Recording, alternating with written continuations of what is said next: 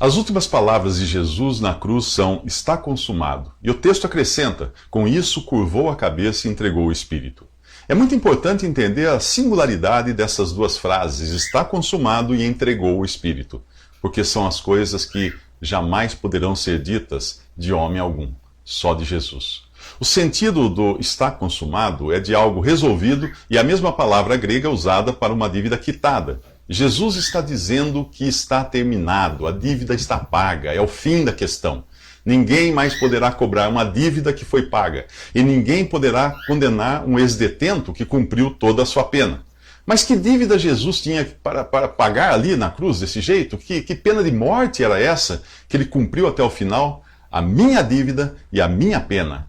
Ao morrer na cruz, aquele que não tinha pecado, que jamais pecou e era incapaz de pecar, foi feito pecado em meu lugar.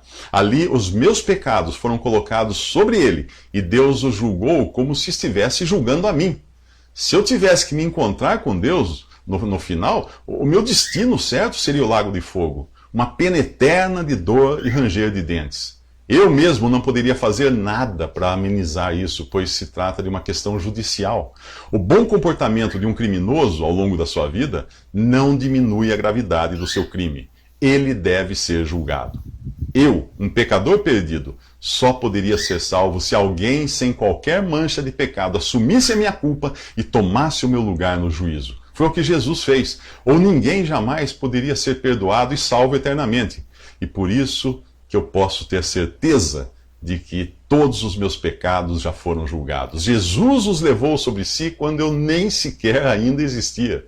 O valor da cruz se estende em ambas as direções da história da humanidade, para o passado e para o futuro a partir da cruz. Os que antes morreram crendo na misericórdia e graça de Deus, de que ele faria algo pelo pecador, foram salvos pela obra de Cristo na cruz. Os que vieram depois e creram que Deus já tinha providenciado o cordeiro para o sacrifício e que esse foi consumado ali, são salvos pela mesma obra. Os que continuam tentando obter a salvação, confiando em sua própria religião, em sua própria caridade, em suas próprias obras de justiça, jamais conseguirão obter o perdão. É simples entender isso. Perdão é algo que você faz por merecer ou é algo que a parte ofendida dá a você por graça e misericórdia?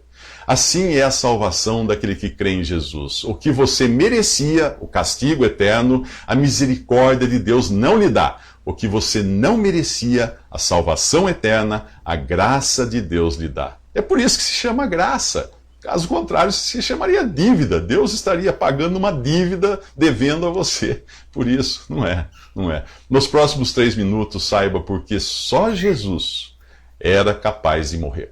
Se gostou do vídeo, siga a gente para não perder os próximos.